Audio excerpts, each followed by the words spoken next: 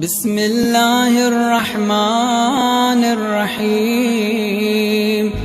مرنے والے کے بارے میں لوگ سوال کرتے ہیں کہ مرنے والے کی کیا کیا چیزیں ادا کرنا ضروری ہوتی ہیں۔ عام طور پر نماز اور روزہ یہ تو ہمیں معلوم ہے، مگر اس کے علاوہ اور کیا کیا چیزیں مرنے والے کی ادا کرنا لازمی ہوتی ہیں۔ گزارش اس میں یہ ہے کہ مرنے والے کی نمازیں پڑھوانا یہ ضروری نہیں ہے، مرنے والے کے روزے رکھوانا یہ ورثہ پر لازم نہیں ہے۔ 6 چیزیں ایسی ہیں کہ جو مرنے والے کی میراث تقسیم کرنے سے پہلے ورثہ کو ادا کرنا چاہیے، اس سے پہلے میراث تقسیم نہیں کر سکتے۔ 6 چیزوں کی ادائیگی کے بعد ہی میراث تقسیم کی جا سکتی ہے۔ وہ 6 چیزیں ہیں: نمبر 1، اگر مرنے والے پر کوئی قرضہ تھا تو قرضے کی ادائیگی کی جائے۔ مرنے والے پر کوئی زکوٰۃ تھی تو زکوٰۃ ادا کی جائے۔ اگر اس کے ذمہ خمس تھا تو خمس ادا کیا جائے۔ البتہ اس میں تفصیل ہے، خصوصیت سے آیت اللہ سیستانی کے یہاں، کہ اگر مرنے والا اپنی زندگی میں خمس دیتا تھا اور کچھ رقم ایسی تھی خمس کی جو ادا نہ کر سکا تو ورثہ کی ذمہ داری ہے کہ وہ رقم ادا کریں، اس کے بعد میراث تقسیم کریں۔ لیکن اگر مرنے والا زندگی میں کوئی خمس دیتا ہی نہیں تھا تو پھر ایسی صورت میں اس کا خمس ادا کرنا یا خمس نکالنا ورثہ پر واجب نہیں ہوگا۔ یا فرض کیجئے کہ مرنے والے کے ساتھ رشتہ داری تھی مگر مرنے والا اہل سنت سے تعلق رکھتا تھا، اور اہل سنت کی میراث اگر کسی شیعہ کو ملی ہے تو اس کے مال سے بھی خمس نہیں نکالا جائے گا۔ خمس نکالے بغیر میراث تقسیم ہو سکتی ہے۔ اسی طرح سے اگر شیعہ تو تھا مگر زندگی میں اس نے کبھی خمس نکالا ہی نہیں ہے، تب بھی اس کے مال سے خمس نہیں نکالا جائے گا۔ خمس نکالے بغیر میراث تقسیم کی جا سکتی ہے۔ تو 3 چیزیں ہو گئیں: نمبر 1 قرضہ، نمبر 2 زکوٰۃ، نمبر 3 خمس۔ نمبر 4 رد مظالم، جو مرنے والے کے مال سے نکالا جائے گا۔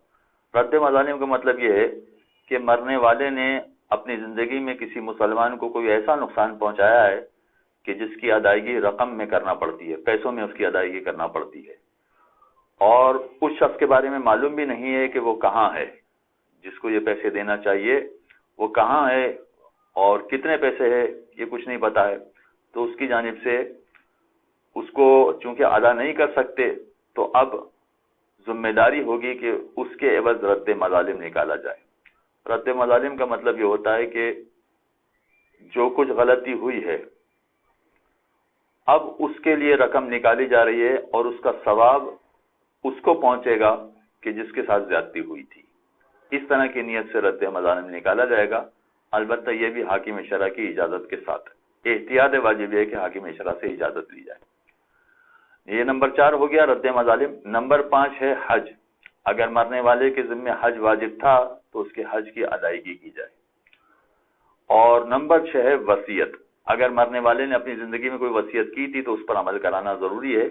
یہ 6 چیزیں ایسی ہیں کہ میراث تقسیم کرنے سے پہلے ان کو مرنے والے کے مال سے نکالنا ضروری ہے، اس کے بعد میراث تقسیم کی جائے گی۔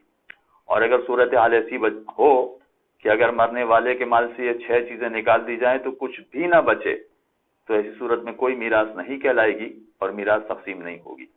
ہاں، یہ ضروری ہے کہ مرنے والے ہی کے مال سے نکالا جائے، یعنی واجب یہ ہے کہ مرنے والے کے مال سے نکالا جائے گا، اپنے مال سے وارث پر ادا کرنا لازم نہیں ہے۔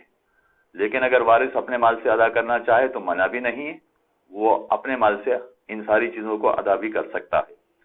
لیکن واجب یہ ہے کہ مرنے والے کے مال سے یہ ساری چیزیں ادا کی جائیں، اور اگر مرنے والے کا مال اتنا نہ ہو کہ یہ ساری چیزیں ادا کر سکیں تو ایسی صورت میں ورثہ پر واجب نہیں ہے کہ اپنے مال سے ادا کریں۔ اگر وہ کریں گے تو بہت اچھا ہوگا، نہیں کریں گے تو ان پر واجب نہیں ہوگا۔ اور آخری بات یہ ہے کہ مرنے والے نے جتنی بھی یہ ساری جائیداد چھوڑی ہے اس میں ان ساری چیزوں کی ادائیگی کے بعد نماز اور روزے مرنے والے کے فقط بڑے بیٹے پر ادا کرنا واجب ہیں، باقی ورثہ پر واجب نہیں ہے۔ لہذا اگر نماز اور روزے ورثہ انجام نہ دیں تو وہ گناہگار نہیں ہوں گے۔ اس لیے مرنے والے کے مال سے نماز اور روزے کے پیسے نکالنا ضروری نہیں ہے، البتہ کرانا بہت اچھا ہے۔ اگر بیٹیاں ہیں، بیوی ہے یا شوہر ہے، اگر اپنے مرنے والے کی نماز روزے کروائیں تو یہ اچھا کام ہے مگر واجب نہیں ہے۔